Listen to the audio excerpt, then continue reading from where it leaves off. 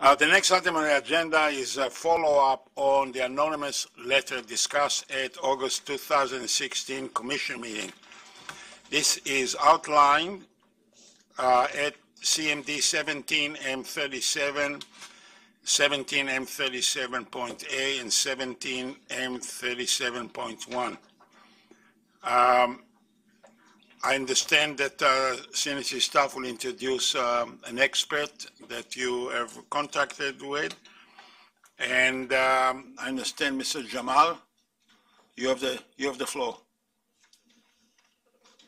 Sir Jamal, for the record, before I start, sir, usually you ask for if the technology is working, so the expert, Dr. Fleming, is online. Dr. Fleming, can you hear us?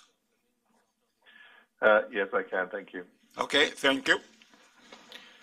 Donc, bon après-midi, Monsieur le Président et membres de la Commission. Pour l'enregistrement, mon nom est Ramz Jamal. Je suis le premier vice-président et chef de la réglementation des opérations au sein de la Commission canadienne de sûreté nucléaire. Je suis aussi le champion de la culture de sûreté. As the safety culture champion, I would like to state the fact that the culture for safety is embedded in law and the Nuclear Safety and Control Act. Our inspectors and designated officers are empowered to stop any operation or make an order to any person with respect to any safety issues. They do perform these duties accordingly, and no safety issue is left unaddressed by our staff. The CNSC has the most competent, world-recognized experts. We do not hesitate, nor we are afraid of continuous improvement. As a matter of fact, in response to the anonymous letter, the CNSC has established the position of Chief Science Officer. Mr. Peter Elder took that position in order to ensure the resolution of technical disagreement within CNSC is addressed. All nuclear safety issues raised by staff are treated seriously and are expected to be resolved in a timely and effective manner. The CNSC has always fostered an environment for raising concerns where staff can feel free to raise nuclear safety concerns without fear of retaliation, intimidation, harassment, or discrimination. The CNSC has numerous processes in place for raising and resolving concerns to include the protection of the confidentiality of the individual raising the issues. This is done completely independent from the line management. CNSC staff opinions are valued, and they are encouraged to voice concerns, provide suggestions, and ask questions.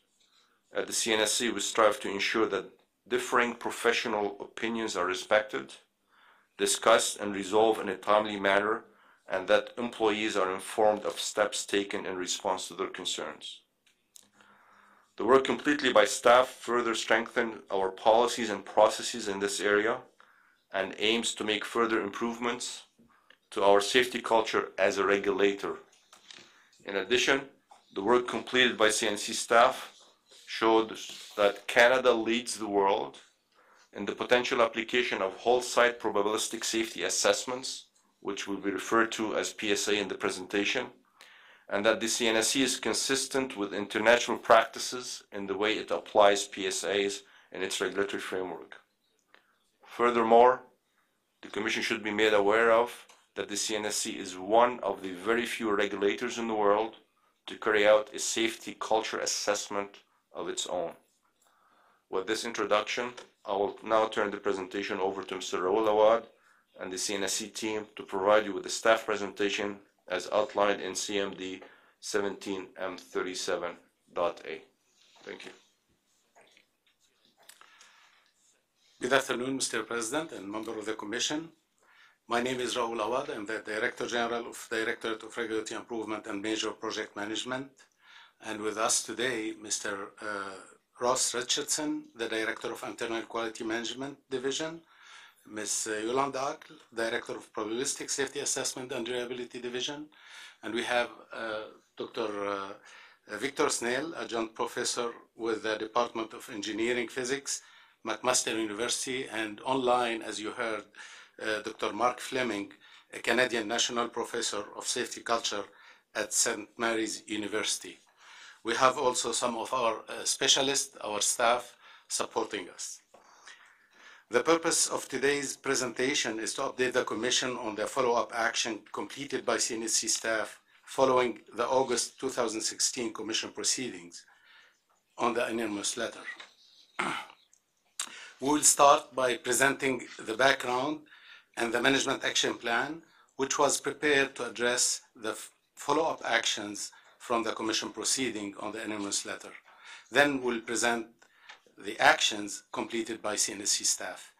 The action pertaining to probabilistic safety assessment will be presented by Dr. Snell and Ms. Ackle, and the action pertaining to raising issue and safety culture will be presented by Mr. Ross Richardson. As a background, in May 2016, the President of the CNSC received an anonymous letter claiming that the Commission had not received information that was important to the 2015 licensing decision for Darlington and Bruce Power Generating Station. The concern expressed in this letter were largely related to probabilistic safety assessment.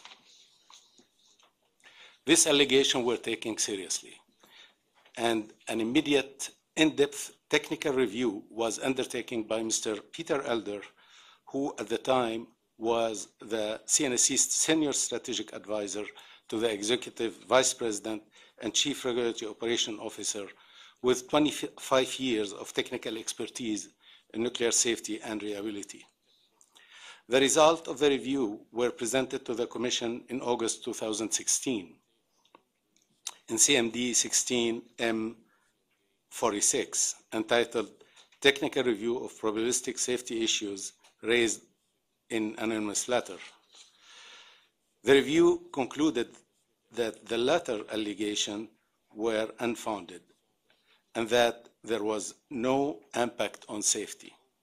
However, the review identified opportunity for improvement. The Commission heard evidence in August 2016 and was satisfied that the issue raised in the anonymous letter were not of safety concern. However, the Commission directed CNSC staff to complete a number of additional actions as documented in the minute of the meeting. To address the follow-up actions from the Commission proceedings on the anonymous letter, CNSC staff prepared a management action plan to track the completion of the work. CNSC staff consolidated these actions into two categories: actions pertaining to PSAs and action pertaining to raising issue and safety culture. We'll speak to the details of each action in the subsequent slides. The action pertaining to PSAs include the relevant actions arising from the direction received from the Commission, the recommendation from Dr. Victor Snell, and the recommendation from Mr. Peter Elder. Now I'll turn the presentation over to Ms. Yolande Ackle. Thank you, Mr. Awad. Mr. President, Commission members, good afternoon. For the record, my name is Yolande Ackle. I am the Director of the Probabilistic Safety Assessment and Reliability Division. I will be discussing the actions pertaining to PSA. During the Commission proceedings of August 2016, the Commission directed CNSC staff to engage third-party experts in providing information regarding PSA international best practices, whole site PSAs, and where PSAs fall within the regulatory framework. To respond to this request, CNSC staff hired a third-party expert, Dr. Victor Snell. Dr. Snell's report, Probabilistic Safety Assessment and Regulatory Framework, and the disposition to Dr. Snell recommendations are included as part of CMD 17-M37. Dr. Snell has 43 years experience in nuclear safety. He is currently the owner of VGS Solutions, specializing in nuclear safety, education, and licensing. Formerly Director of Safety and Licensing at AECL CANDU, he managed the industry side of the pre-project regulatory reviews of SES-10, a small heating reactor, CANDU 3, CANDU 9, the Advanced CANDU reactor, and the Enhanced CANDU 6 reactor. He was Program Director of University Network of Excellence in Nuclear Engineering, UNINI, and has 80 publications on reactor safety and licensing. I will now turn the presentation over to Dr. Snell to present his report.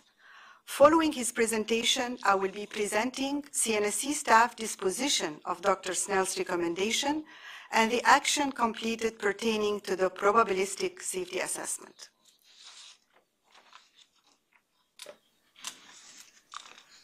Thank you, Misako. For the record, I'm Victor Snell, soundly introduced back there. I'll be giving a presentation which is as requested by CNSC staff on the safety and regulatory framework of PSA. And I do take a rather broad picture, so if some of you know all this in advance, I apologize for that. But it seemed useful to have it all in one place. So the particular contract was let to me by the CNSC, called the role of probabilistic safety assessment, PSA, in the safety analysis area and in the regulatory framework. And that's the words from the minutes of the CNSC meeting. There's two components which I will deal with separately. One is to document the regulatory role of the PSA. I also know that CNS staff has done that from a very particular Canadian point of view. And then document and provide an independent discussion of the role of a whole site PSA. So I will do those separately. The process I followed was to look at selected current national and international regulatory practices in both deterministic safety analysis, which I'll abbreviate as DSA, and PSA. I used my own experience, analyze the information to draw conclusions and recommendations. I would point out that the report was written for a public audience, so I have not used protected material, and all my references are available to anybody who wishes to pursue them. And I have been working independently of both CNSC staff and the industry, which means that any mistakes are completely my own. I want to start off with a bit of a disclaimer or warning. People often equate safety analysis to safety. They are not the same, whether it's PSA or deterministic safety analysis. The nuclear plant safety depends on many factors. I'll not read them all to you, but things such as the fundamental design characteristics, operating competence, safety culture, design authority, and many other aspects which to some extent are captured in the CNSC's safety control areas. So in red, safety analysis is one means of testing the design and operation of mitigating systems and human actions against postulated accidents. Maybe a somewhat narrower definition than most people think of when they think of safety analysis. So I now cover topic by topic, first being regulatory role of PSA. I'm going to spend a little time on the graph here. It's a little bit design-oriented. We will come to more operations-oriented aspects later on. But if you look down the vertical line, is my mouse shut? Yes, it does. So this is a line from design to operation. One of the fundamental issues in a nuclear power plant when you're designing it and when you operate it is how do you know you've got all the accidents? How do you know you haven't missed anything? And historically this is done by something called deterministic requirements, which came really from a rather limited experience on research reactors, plus people thinking, well, how could things go wrong, more or less heuristically. That sequence on my left-hand side, deterministic requirements, event identification, gave a list of what we now call design basis accidents. And when analyzed deterministically, which I'll cover in a minute, they would confirm that the design of mitigating systems are in fact appropriate. And in terms of operations, they would set some parameters such as safety system set points, operating limits, various key things for plant operation. And obviously I'm simplifying pretty drastically here, given the time I have, but that's one line of verifying that the mitigating systems are appropriately designed and operated. I'll come back later to the history of PSA, but after TSA was in place, a number of people realized that it was missing certain aspects of safety, and probabilistic approach to safety analysis was developed. This had a different method of identifying potential accidents based on frequency. To some degree, these two boxes overlapped. To some degree, they were different. And we'll get a different set of accidents categorized by frequency. Those are analyzed probabilistically and also gave a set of performance requirements on the safety systems, but the difference being that they went beyond the design basis. So they went into severe accidents as well, and they could test how well the safety systems would respond to severe accidents. In operations, they'd had a very large impact with the basis for things like emergency operating procedures, severe accident management guides, equipment reliability programs, and many, many other things. So that's a one-page picture of a fairly complex topic. So in words, and I've covered most of this, so I won't read it again, traditional approach was based on experience plus a heuristic review of what could go wrong. Out of that review, one selected a small set of accidents with apparently bounding consequences. We then used pessimistic assumptions to analyze them and use them in the design of mitigating systems, which is why nowadays they're called design basis accidents. And the underlying philosophy is if a plant could be shown analytically to withstand a set of apparently bounding stylized accidents using pessimistic assumptions, it could therefore withstand a much larger number of accidents which might actually occur.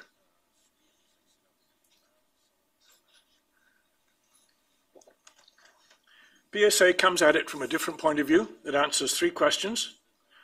What can go wrong? How likely is it to happen? And if it happens, what are the consequences? The pioneering study applying PSA to reactors was done in the US. Sometimes you hear it called the Rasmussen study. Official term was the US Reactor Safety Study. It was done in 1975 and used two techniques, which we still use, called fault trees, which determine the frequency of initiating events, and event trees to determine the failure frequency of mitigating systems and containment. I'm not going to explain those now. There's an appendix in my report giving rather trivial examples just to explain what they are. The highlights from the RSS are actually quite interesting. I remember when it came out, we were quite surprised that the most severe design and basis accidents under the deterministic approach were not necessarily the ones that dominated risk. Everybody to that point had felt that large loss of coolant accident was dominated risk, but in fact, the risk was dominated by small loss of coolant. Some event combinations could lead to, and this is a PWR, core melt, at frequencies comparable to single design basis accidents. Core melt sequences, again, PWRs, were more frequent than previously estimated, but had lower consequences, as in fact was evidenced later on by 3 Mile Island. And human error was a major accident contributor. So a little shift in mindset. I've summarized on the next two slides of the strengths and weaknesses of each approach. For design basis accidents, they give, on the strength side, the answers are believed to be pessimistic and real accidents are expected to be less severe. Because of that, you can optimize the effort in safety analysis by choosing bounding accidents rather than all accidents. And because of that, again, you can apply it very early on in the design process before all the design details are complete. On the weakness side, they really aren't useful for risk-informed decisions because they barely contain frequency. They do to some extent, but not very much. And therefore event selection can be inconsistent. one can look at rare events with almost the same scale as one looks at frequent events. They're not much use for accident management procedures because they give a very pessimistic picture of plant behavior, whereas what you want for accident management is a realistic picture of plant behavior, so the operator sees what he expects to see. One has to be a little careful on what conservative means, and it's difficult in that framework, with some exceptions, to identify combined or consequential events. On the other side, PSA. PSA, on its strength side, does provide a measure of comparative risk. It's not risk itself, it's comparative risk. So it allows you a basis for making decisions based on risk. It's very effective likewise in early design. It allows you to evaluate the balance between automatic and operator action in a more fundamental way than deterministic analysis. So one can decide based on PSA whether an action should be automated or should be left to an operator. It has no endpoint, so it gives you a gateway to beyond design basis accidents, which of course have become very prominent in the last couple of decades, including severe accidents. It can be used as a basis for emergency operating procedures and severe accident management guides. As a basis for doing PSA, the bias is to be realistic where possible, not pessimistic. Identifies something called cliff edge effects, where a small change, for example, in frequency, could cause a large change in accident consequences. On the weakness side, it does not predict absolute risk. One of the criticisms of WASH 1400 at the RSS was that it claimed to predict absolute risk and compared the risk of nuclear power to the risk of other energy activities. One has to be really careful doing that because it's difficult to get comparable risk measures which are sufficiently complete to compare absolute risk. It does a very good job of looking at risk of design options on the same plant or the risk of similar plants, relative risk of similar plants. It has trouble handling very rare single events for which there is not a good historical experience. It doesn't handle software errors very well because they tend not to be random. They're either absent or they occur with probability 1 given the right set of circumstances. Some common cause failures can be rather subtle and can be missed. It's difficult to apply it to fully passive structures and systems, although there are techniques for doing that, developing. It's not the tool of choice for looking at safety culture. So although many accidents have as an ingredient lack of safety culture, it's difficult to measure that with a PSA. There are other techniques that have to be used. And traditionally, it's not been used for malevolent acts, which tend to be treated deterministically.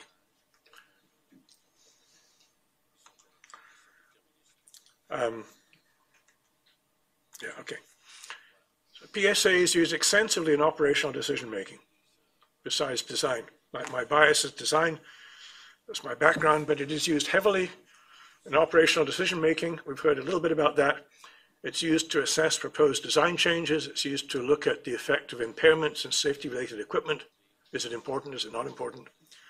It's used to optimize maintenance, testing, inspection, and it's used to deal with what I believe is called discovery issues, when you get a surprise, an unexpected thing happening at the station or for a research program. So all this leads to a rather obvious conclusion that PSA and DSA strengths and weaknesses are complementary, and of course both should be used in a balanced approach to safety. And certainly reflects my view in that graph that I showed you.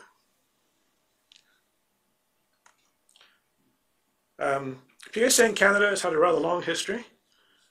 The NRX research reactor accident led to a fundamental rethinking of power reactor philosophy, and part of it was to try and get numbers on the frequency of severe accidents to meet safety goals. And the way they do that, to translate that into something which is useful to designers and to operators, was to limit the frequency of process system failures and the demand and availability of safety systems. And that philosophy is carried on since the accident itself and has always been a fundamental part of CANDU. In fact, Douglas Point, if you're a history buff, was licensed on a risk basis. Not risk informed, it was actually risk analysis. But it was realized that afterwards that the technology was not adequate for treatment of common cause failures. So it was not pursued after Douglas Point until recently.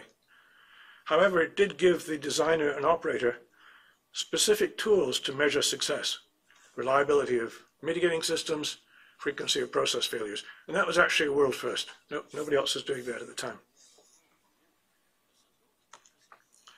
Once we got to the licensing of the large CANDUs, Pickering, there's a shift away from probabilistic techniques because of the weakness I mentioned, and the licensing philosophy became somewhat more deterministic, but not completely. As you all know, the licensing bases of every plant up to Darlington was initially called Siting Guide, which split accidents into two classes, which were frequency-based. Later, consultative document C6, which was used for Darlington licensing, split them into 5 classes, roughly frequency-based. So there was still a probabilistic component, even though the licensing basis was deterministic. There are a number, the weaknesses in the deterministic approach, which I mentioned earlier on, were recognized by designers back in, I'm trying to remember, I think the late 70s, early 80s. And the designers felt they needed a tool beyond that to help their design. And these at the time were called safety design matrices. If you looked at them today, you'd say that's a limited level 1 PSA. And it was an internal tool. ACL, for whom I worked at the time, set up its own acceptance criteria, and it resulted in many changes to the design. And eventually it became recognized as a useful enough tool that it was adopted by the regulator, who of course then set the regulator acceptance criteria. And I'm not going to go through the whole history, but PSAs are now done for all CANDUs. I looked at the regulatory status of PSA in Canada. I think the CNSC report has done a lot more detail in terms of the processes. PSA is not specified as such in the Act, nor in the Class 1 regulations, nor would you expect it to be. They're much too high-level documents to specify a methodology, which gives the CNSC staff and CNSC itself very broad discretion. The way you find the requirements of PSA are in the CNSC Reg Docs and RD series, particularly 3, which I've listed. So I looked through those. The most recent one is Reg Doc 242, which is probabilistic safety analysis. That gives the scope of what one's supposed to do. RD GD 369 talks about what's required to construct a nuclear power plant. PSA is in there, but the wording implies it's optional. It says should instead of shall. However, Reg Doc 252, which covers design, says you shall do it. So my view was that, well, we should clean that up. The CNSC, when the next appropriate revision of RD GD 369 should be made consistent with the 252 and put the shall word in there rather than should, to make them consistent. I looked at non-power reactors. The CNSC does have requirements for PSA for non-power reactors that's required. So I didn't really have any comment on that other than in some cases it was difficult to find a public summary. Power reactors do a very good job of publicly summarizing their PSA. It's easy to find.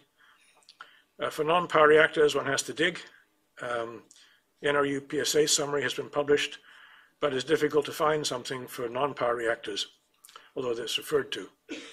Now, for non-power reactors, one must and will tailor the scope of a PSA to fit the inherent hazard and complexity. Generally speaking, there'd be less scope in a non-power reactor than a power reactor. So I simply, again, recommended for consistency that CNSC should ensure that suitable PSA is performed at the appropriate time for non-power reactors. I believe that's the case. and a public summary made available.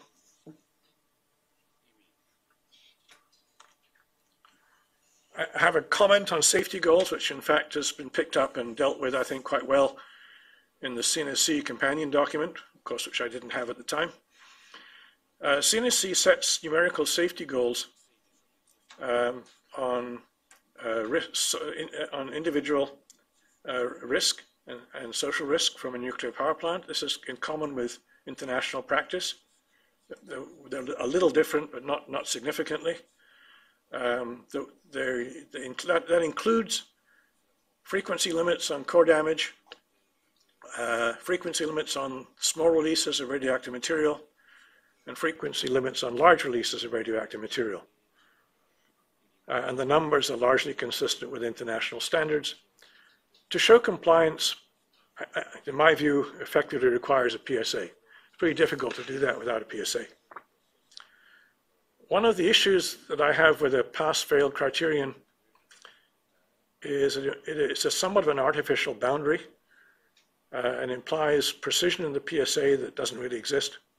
It implies somehow that acceptable risk changes abruptly as you cross the boundary, and it implies that existing plants are less acceptably safe than new design, for which the criteria are quite stringent. I'm not suggesting changes to these, but there needs to be context setting when these things are presented, and I believe, having looked at the CNSC document that was produced just recently, that document does that. So recommendation 3 has essentially been taken care of, which CNSC explain the meaning of what a safety goal is in a way which acknowledges the inherent uncertainty of both acceptable risk and the means used to calculate it. Some countries use a range of acceptability, some use fixed lines, and those are dealt with in my report.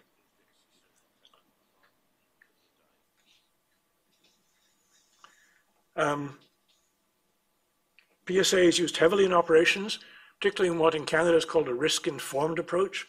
Risk-informed is different from risk-based. Risk-based uses the PSA numbers as a decision tool. Risk-informed uses PSA as one input to a decision. And I'm not going to read all these, but these are some of the areas where I understand PSA is used in operations. My industry colleagues can confirm and possibly add to that list, sorry.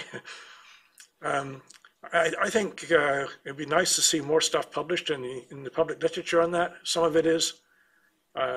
It's, I think, a useful story.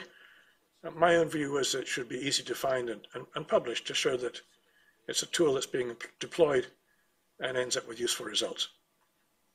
And parenthetically, one of the issues with PSA is one has to be a little careful what one publishes, not just because of proprietary information, because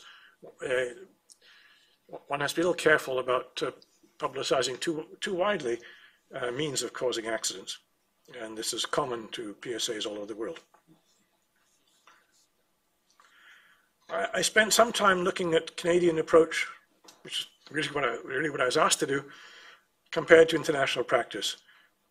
One can make this very complex, and one of the risks of summarizing things on a table like this is that you would end up with a number of footnotes that would take the rest of the presentation. So I apologize in advance for oversimplifying in the attempt to put something on one page. I looked at about 7 different areas, how PSA is being used. Are numerical safety goals required? Is it required for pre-project design? Is it required for construction license? Is it required for operating license? Is it required for periodic safety review? Is it used for technical specifications, or Canadian terminology, safe operating envelope? Is it used to risk-inform regulations? And I didn't take every country in the world. I took the big nuclear players, plus some others that I thought were doing innovative work. But it's certainly missing a number of countries that also do PSAs. Again, at the risk of oversimplifying, countries seem to fall into 2 groups. One is where PSA is used pretty much across the spectrum and ticks almost all the boxes. In that category, I would place Canada, United Kingdom, certainly, Finland, Argentina. There is some variation as to whether PSA is required in pre-project design. In practice, it's required. For example, in Canada, it's required as part of vendor design review, and almost anyone who's going to introduce a new design to Canada would have a vendor design review. So I'm going to like I say, one could put a lot of footnotes on this. The second category of countries are ones that don't really have PSA embedded in their regulation on licensing, but catch it other ways. So in the US, for example, there are numerical safety goals. If you want to do a design certification, then you're doing a PSA. If you want to do plant refurbishment, you have to do a PSA. If you want to look at severe accident management design alternatives, you've got to pretty much do a PSA. So they catch it other ways, even though it's not formally required for a construction license under 10 CFR 50 or an operating license. Or in the US does not do periodic safety review. So the second category of countries is ones that don't formally require it as part of a construction or operating license, but sort of get it other ways. All countries use it to risk inform their own regulations. I'm not going to read the words, I've just said that on that slide. So I will read, however, the conclusion that from my point of view, Canada is generally consistent with best world practices in the way it uses PSA in regulation. I'll now come to topic 2, which is whole site PSA. Sometimes it's called MUPSA, Multi-Unit PSA. It's a better acronym, but not quite as accurate. So multi-unit sites pose obvious challenge. To date, with one exception, PSAs are based on single units with some incomplete treatment of multi-unit effects. I'll get to the exception in a minute. And this is particularly an issue in Ontario, where plants share parts of safety systems, such as containment, parts of emergency, in OPG terms, emergency coolant injection, emergency electrical power and water. Those are shared among the units. And if you simply take a single unit PSA number, multiply by the number of units, you can be quite wrong and not know which way you're wrong. You can overestimate risk because some common cause events, such as seismic, are already included in the single unit PSA. You could underestimate risk because it doesn't look explicitly at all multi-unit effects. So the reason a whole site PSA is a preferred term is because when you say multi-unit PSA, it's not clear you're including other sources of radioactive material, such as spent fuel base. Obviously, the accident of Fukushima emphasized the importance of looking at spent fuel base in multi-unit accidents. So there are broader whole site issues. A lot of these came from Fukushima. And again, there's no point in my reading them to you, but I'll select a couple.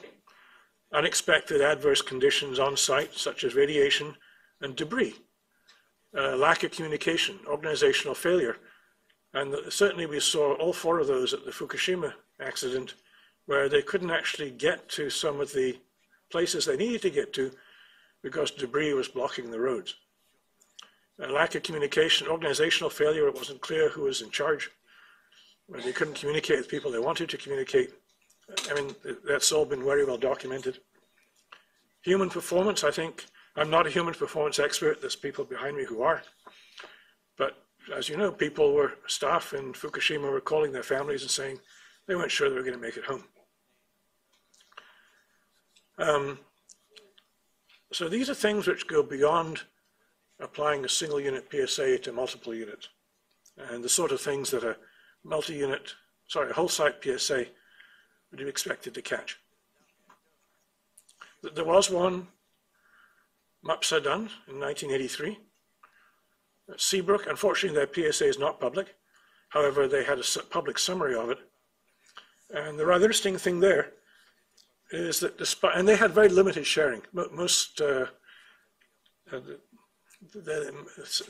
were single units with somewhat limited sharing. I think they shared the, if I remember correctly, the condenser cooling water intake.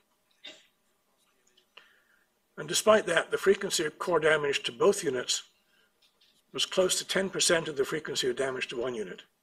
So it's a synergistic effect that would not have been predicted had you just looked at the single unit PSA multiplied by 2 to get the frequency for single unit failure of either one, not the frequency of both. So if you look at the numbers, the core damage to one reactor for when you have a 2-unit station is about twice the core damage to one reactor when you have a single unit. That's what you'd expect, a little less actually, but the core damage to both reactors was about 10% of the core damage to one reactor for a 2-unit site, which is a bit surprising. This is my take on multi-unit techniques. I'm certainly not an expert on this because it hasn't been done yet, but it would have similar strengths and weaknesses to a single unit PSA. There's no reason, to my mind, it can't be done. There's no fundamental reason you can't do it. As the CNSC staff will indicate, there's a pilot whole site PSA, which has been started by the Canadian nuclear industry for Pickering. The US NRC has started a level 3 whole site PSA. This is done by the regulator. It's a little different. They've not published much on it, but I think when it comes out, it will be a game changer because they are probably putting a lot of resources into it, but they've not really published much in terms of progress reports yet. Others have started in Europe, and the IAEA is really doing the stage of information sharing. There are non-PSA techniques of multi-units, which I will barely touch on, and these are deterministic techniques, not probabilistic techniques. These have been implemented post-Fukushima, such as in Canada, what we call emergency mitigating equipment, which is putting on-site things like portable power generators, portable water pumps, hose reels on wheels, so you can move hoses around bulldozers so you can clear debris, putting them in a protected area which is not likely to be affected by whatever has affected the multi-units. The US has something very similar, which they call flex. There's other approaches you could use, but to my knowledge, not been used. IEA is looking at something called stress tests, which is an analytical approach to see how far can you push the plant before something bad happens. And they use that post-Fukushima. So there are advantages to a whole site PSA, which I guess are pretty obvious at this point. It's a systematic way of looking at vulnerabilities. You can predict health effects reasonably accurately, so it will tell you whether you can access an area or not. It gives, to my mind, this is the biggest thing. It gives you physical insight into accident mechanisms and interdependencies. This increase in knowledge of the station, to my mind, that's the most important outcome of a whole site PSA, not the numbers, not so much the numbers. And therefore you can look at the risk effectiveness of mitigation strategies. How many pumpers do I need? How many bulldozers do I need? Obviously the results are only as good as the data, and so in line with the duality that I talked about earlier on, I believe there'll be a continuing role for deterministic approaches to multi-unit events. They'll be complementary as they were for single units. That's my belief. So, long recommendation, which ends up saying, in principle, whole site PSA is a good thing. We support the pilot project, but my suggestion, which I think is now reflected in the CNSC report, is don't rush to write regulatory requirements beforehand until you see how this thing ends up, what insights you gain, what the numbers actually look like, what the strengths and weaknesses and uncertainties are. And that follows historical approach where PSAs were done actually before people started setting safety goals, because then they could set reasonable safety goals in context to what could actually be achieved. So I think for a pilot study, it's going to be what can we do, what confidence do we have in the numbers, and then at that point it would be a good time for, in my view, for the regulator to sit back and say, how do we bring this into a regulatory framework? This is a somewhat obvious recommendation, but again, what I had access to was published material. This is simply to encourage industry and CNSC to keep the lines of communication open so that there's no surprises when the final MAPSA was presented. Not so that CNSC gives prior approval, but so that there's good communication on a rather pioneering project. I believe this was done as well with the safety design matrices. And again, I noticed in the CNSC document that this, in fact, is taking place. So my conclusion on topic 2, since the conference here a year ago, President Canada still leads the world in potential application of whole-site PSA based on the pilot project of Pickering being performed in the Canadian nuclear industry, and assuming it's completed in a timely manner. Other people are also starting, particularly the US.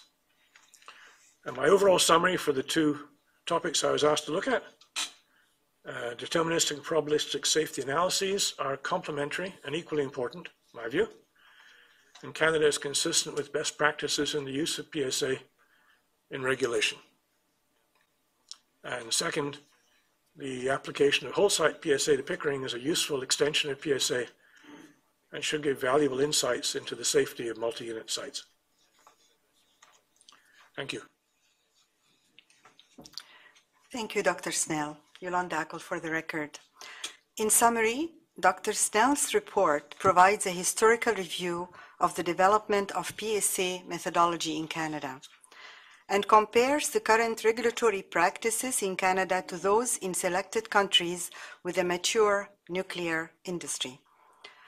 The comparison shows that Canada is consistent with international best practices in the way it uses PSA in regulation. The regulatory role of the PSA is well defined in the CNSC regulatory framework. With respect to the whole-site PSA, Dr. Snell concluded that at present, Canada leads the world and recommends that incorporation of whole-site PSA into the regulatory framework to await the results of the Pickering pilot project. He also recommended that debates about the whole-site safety goals to be discussed after the pilot project has been completed. Dr. Snell's report provides general recommendations to CNSC staff, which have been all addressed. These slides summarize Dr. Snell's 6 recommendations and CNSC staff disposition to each. CNSC staff have accepted and addressed all Dr. Snell recommendations and documented CNSC staff disposition of his recommendations in Appendix D of CMD 17-M37. In summary, CNSC staff agree with all of Dr. Snell's recommendations and agree on his position on PSA in the regulatory framework, which is aligned with CNSC's regulatory practice as documented in CNSC staff document Regulatory Role of PSA. However, only 2 recommendations required follow-up. First, update RDGD 367, License Application Guide, License to Construct Nuclear Power Plant, to state that a PSA is a requirement for a license to construct. The document will be then republished as RegDoc 1.1.2 version 2. This document is already in the regulatory framework plan. Second, establish the regulatory requirements for whole-site PSA after the completion of the Pickering whole-site pilot project. This action will be completed after we receive the results of the pilot project scheduled to be submitted in December 2017 and the results of the International Atomic Energy Agency, the IAEA, and the Nuclear Energy Agency, the NEA, international initiatives on the whole-site PSA, which are both led by the CNSC and are scheduled to be completed by 2019. One of the findings of Mr. Peter Elder in CMD 16-M46 was that the authors of the anonymous letter overstated the importance of the PSA in the regulatory context. Given this finding, Mr. Elder recommended that the regulatory role of the PSA should be clearly documented.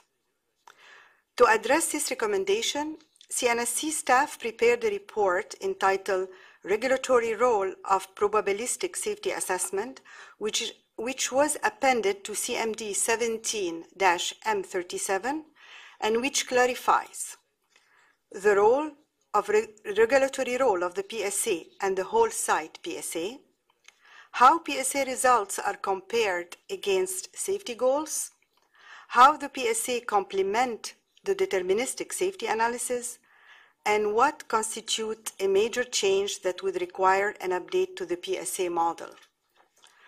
To ensure a consistent understanding of the regulatory role of the PSA within the CNSC, the report on regulatory role of probabilistic safety assessment was sent out to all operation staff, both technical and regulatory program staff.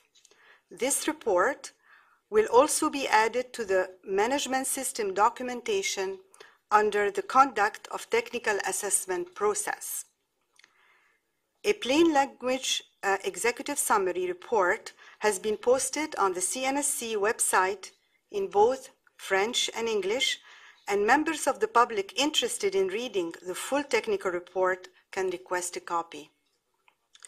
CNSC staff conclude that this recommendation has been addressed and that no further action is required.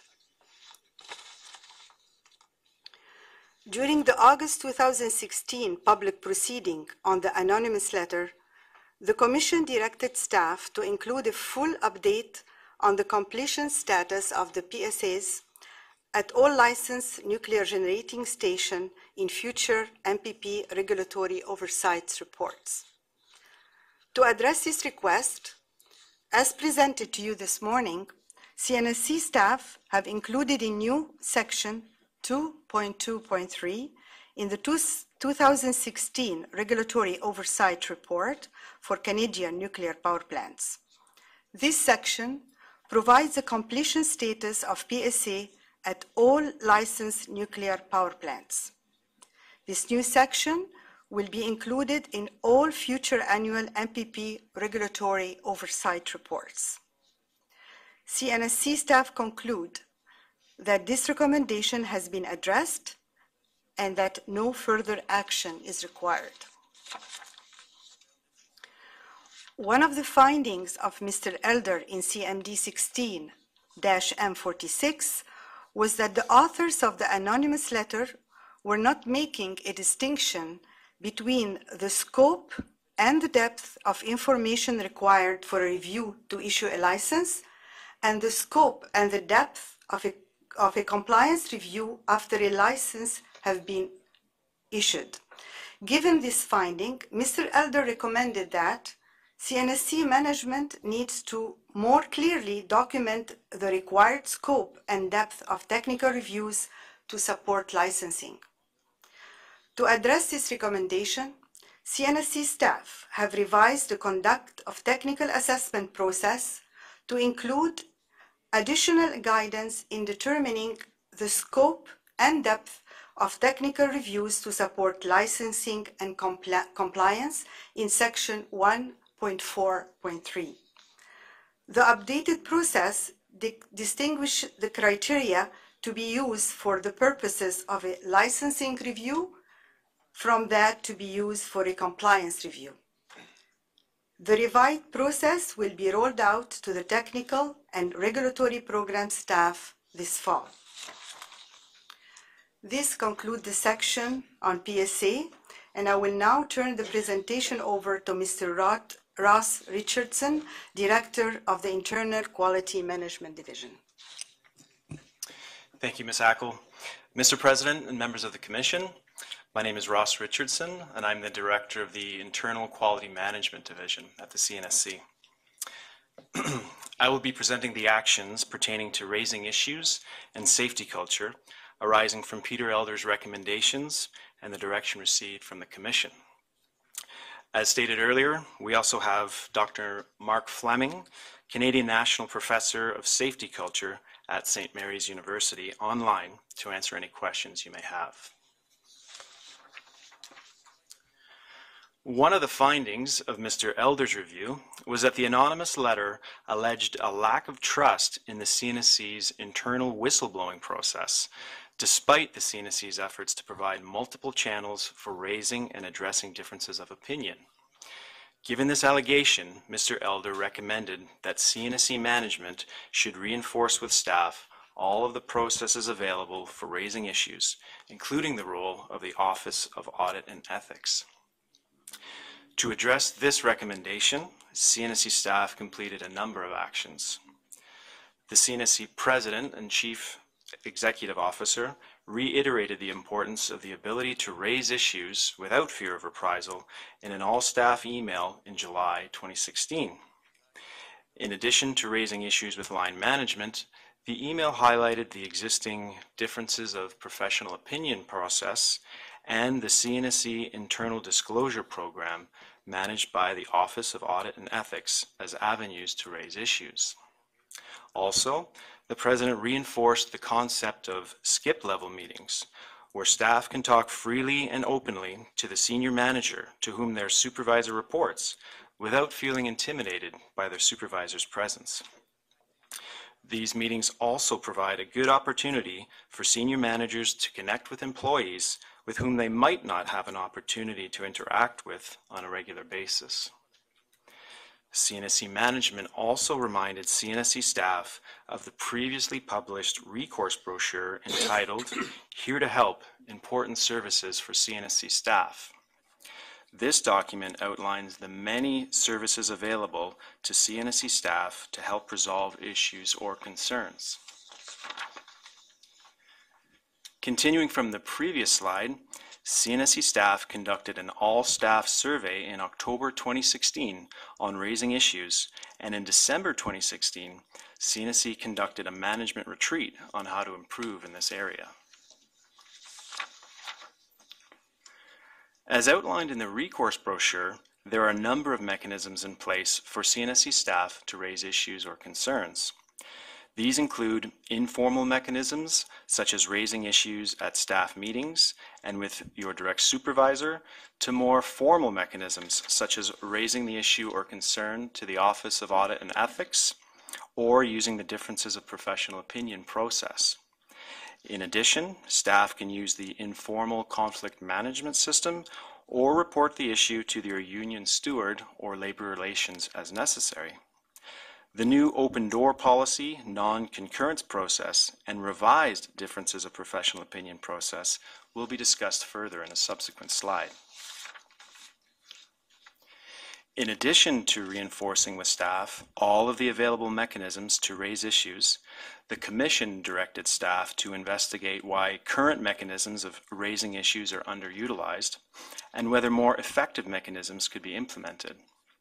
In October 2016, CNSC staff conducted a pulse survey on raising issues to explore this area. The pulse survey revealed that the majority of staff felt that their immediate supervisor or manager provides a safe space to raise issues or concerns that are important to them. Respondents were also well aware of the tools and resources at their disposal, and the majority of respondents are likely to use the open door policy to raise issues or concerns. With regard to the issue of why staff members do not use all mechanisms at their disposal, staff comments suggest that most would prefer to highlight issues, resolve conflicts, or address differences of opinion informally.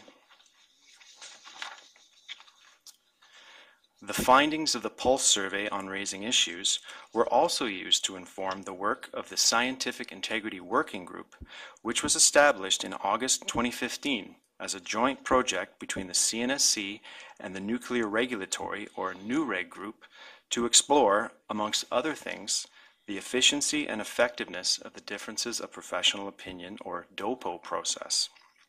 With us today is Ms. Jennifer Campbell, Union Representative and Co-Chair of the Scientific Integrity Working Group. The work of the Scientific and Integrity Working Group led to the development of the following policies and processes as shown on this slide.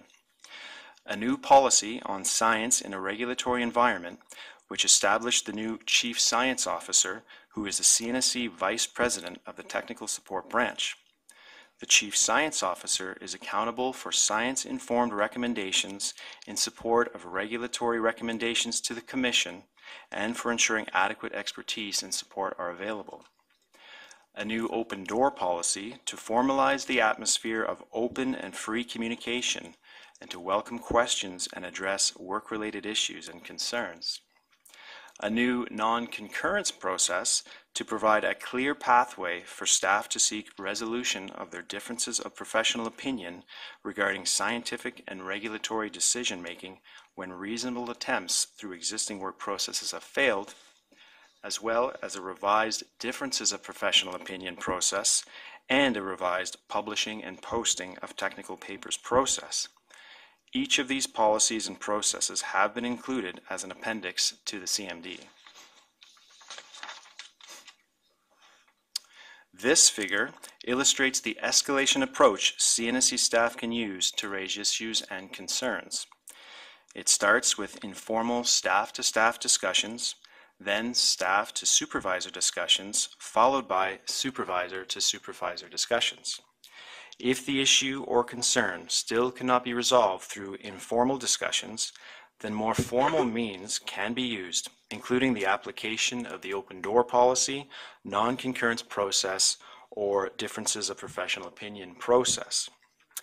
The DOPO process establishes the new Chief Science Officer as responsible for the appointment of a review panel to resolve the difference of professional opinion.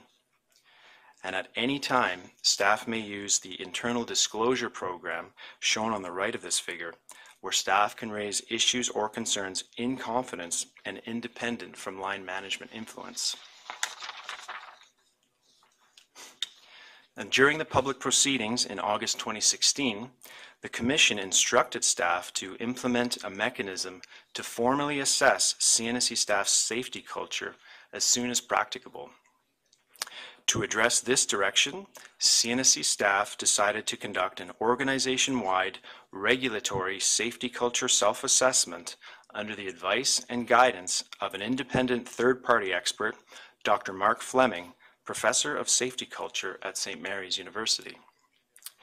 To conduct the assessment, CNSC staff utilized International Atomic Energy Agency guidance to develop the methodology and used the Nuclear Energy Agency's publication entitled The Safety Culture of an Effective Nuclear Regulatory Body as the framework to assess the CNSC's regulatory safety culture.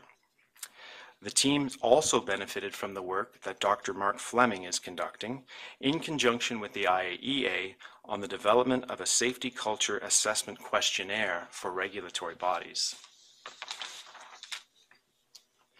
The assessment team designed a multi-method approach to gather data using a combination of qualitative and quantitative data sourced from document reviews, including past employee surveys and safety culture town hall meetings, safety culture focus groups, a new safety culture perception survey informed by the work of Dr. Fleming, as well as the upcoming 2017 Public Service Employee Survey to be released in August 2017. The assessment activities have been grouped into 4 phases as shown on this slide, and the assessment team is currently in phase 2, the conduct phase.